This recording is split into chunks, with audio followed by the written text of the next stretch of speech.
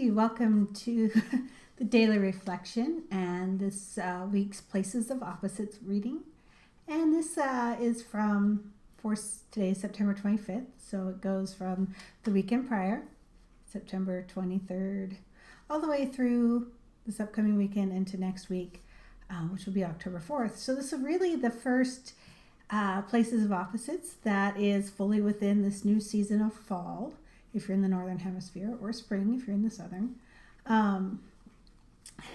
And I don't know, there's something unique and magical about that first new, fully embracing the next moment, that first week of a season, for me that is just hard to obviously describe.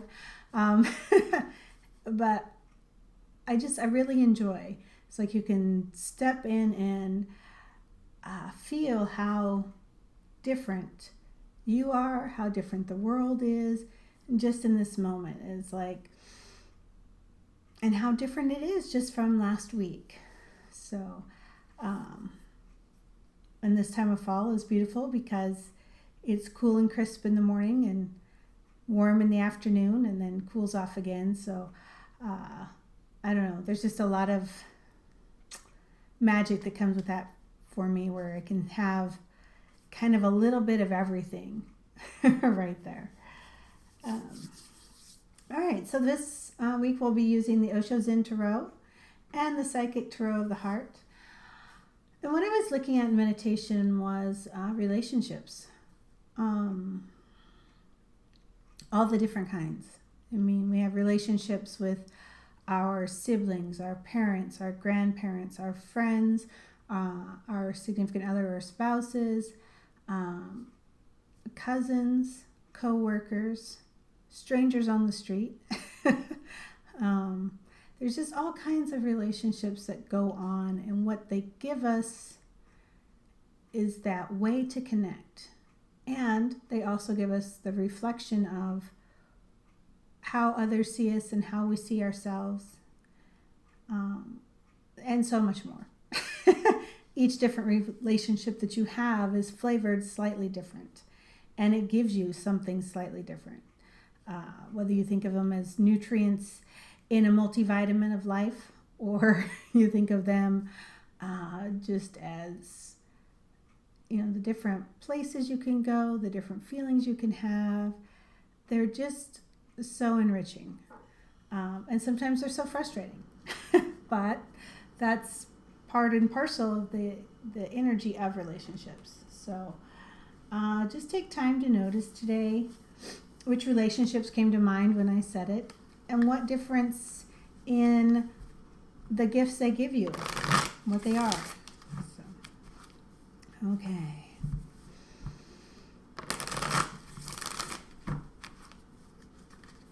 And I'm just praying as I shuffle that whoever sees these videos will find them in divine timing for them.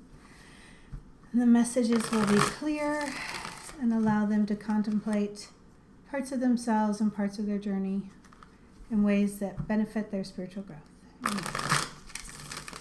All right. So Places of Opposites typically has 5 cards. Although I will say at least 5 cards, because sometimes we've ended up with 10. The top card is very representative of the present situation, you in the present, what you're aware of. The bottom card is opposite of that, which is the present situation, but things you're not often aware of, as well as undercurrents that are flowing that help create the present situation. The card to the left is the past, where we're coming from, also our intellectual or analytical awareness, how we process that with our mind, and how we process present time, what's going on right now with our mind. The card to the right is opposite of that. It's where we're flowing to, what's coming up in the future, as well as our emotional wisdom and how we process things that are going on right now through our heart and our emotions, and the wisdom of both. And the center card is often the general theme for these 10 days. If you have a specific question, it can also be the resolution. So listen and tune into that information. All right. Gotta shuffle one more time. Okay. And the card on the top. I do use my psychometry, the ability to feel energy with my hands, to pick the cards. They feel a little buzzy to me, or sometimes they feel hot.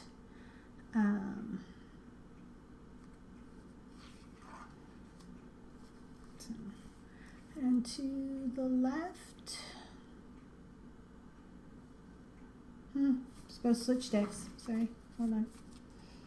So, top and bottom to the left.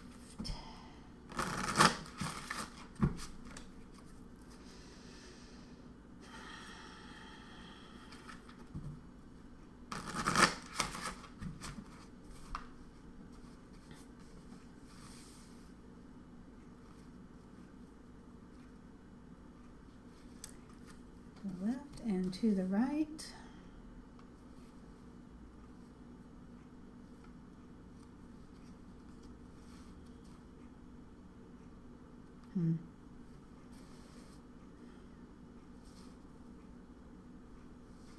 To the right. And I think we're going to end up cutting one from the center for each of these. Center.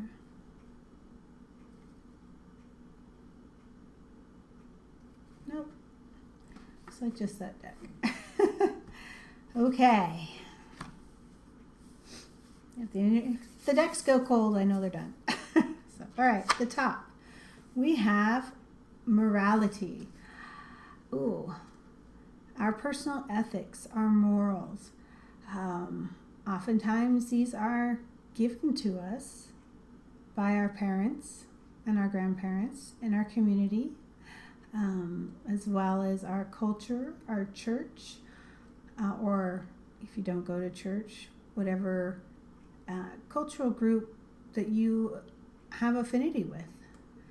And what I'm seeing in this card is right now you're very aware of where you've gotten your morals and your ethics. And some of you are actually sorting through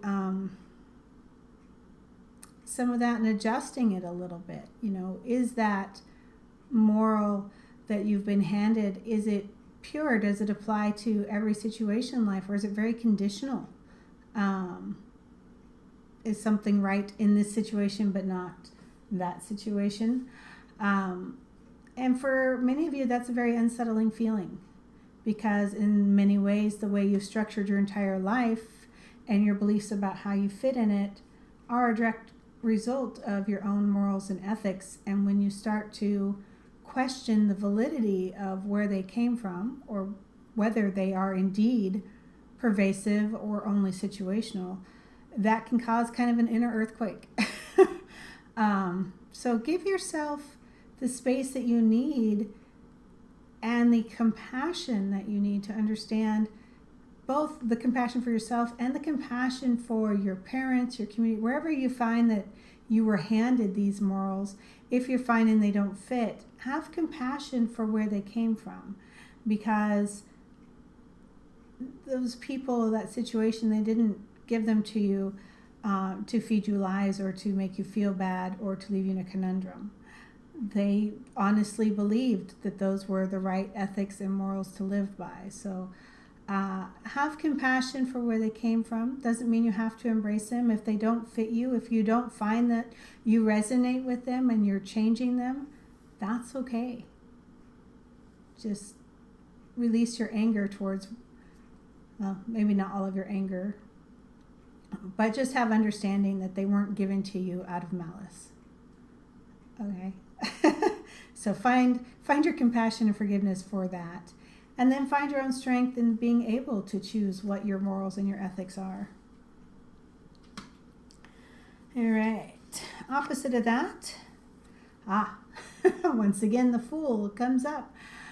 So we're still working with this energy of making change and making drastic change and starting a new path and being completely new versions of ourselves and dealing with people's judgment that may be crazy, that it's foolish, that you're being an idiot, that you're not perhaps following the path and the guidelines that they believe is correct for you. But again, it's about you and your own self-development. So make sure that you are tuning in to what your spirit is telling you and following that direction far more than following the path laid out in front of you by others, even by others with the best intent, even by others with the best, again, relationships comes to mind, parents, your spouse, they all love you and they all want the best for you. Their version of what the best is may not be matching what your version of what's best for you is, though, and that can be causing a little bit of quakiness, a little bit of restructuring. So have patience and compassion for everybody involved, because as you change, they have to change.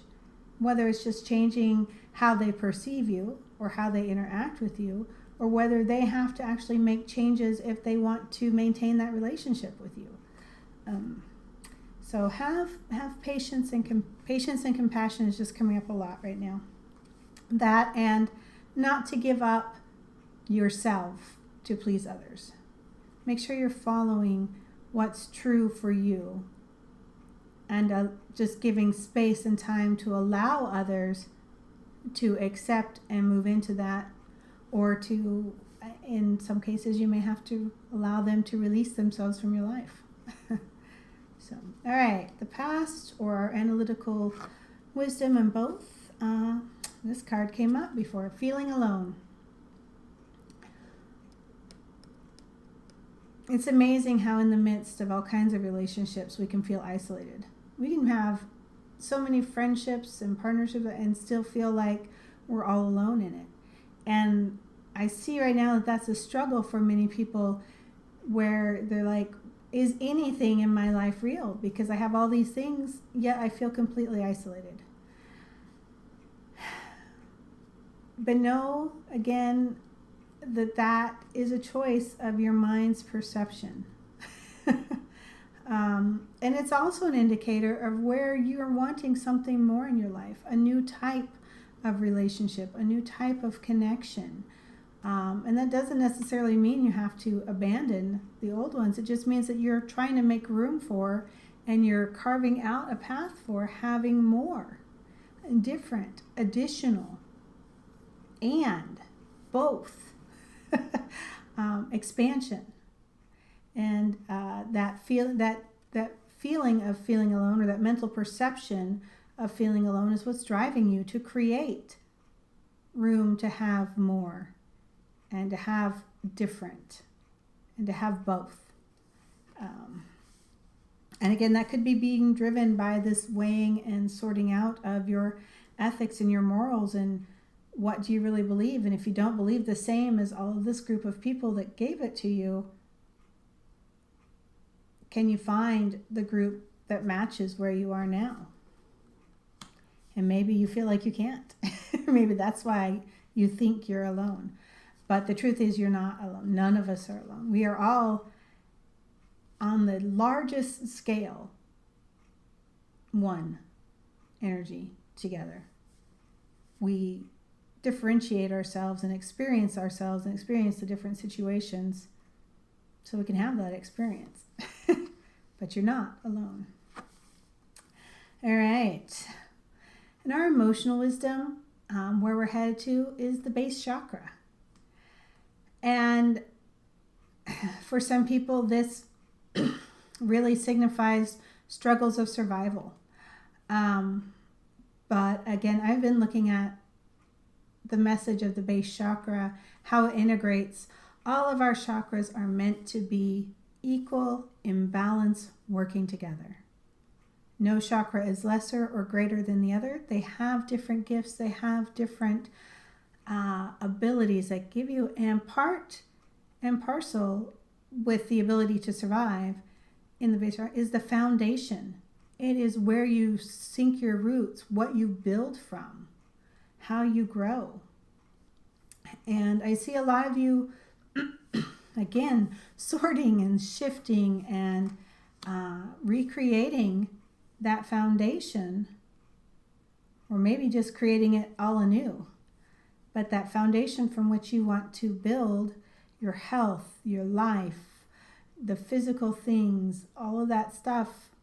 So allow yourself to really appreciate that vibration of foundation, of being grounded through your body into this earth, being present in the physical, knowing what skills you have and how you can put them together to not only survive, but to build from, and to care for yourself and to care for others, to care for the relationships, the people that are in your life, the communities you're forming. They all are tied into the space chakra and your ability to be physically present here. So, and in the center, laziness. What I see is actually causing this whole sorting process and rebalancing process is that for most of your life, you've been a little lazy in just taking what was given to you. And that's not terrible.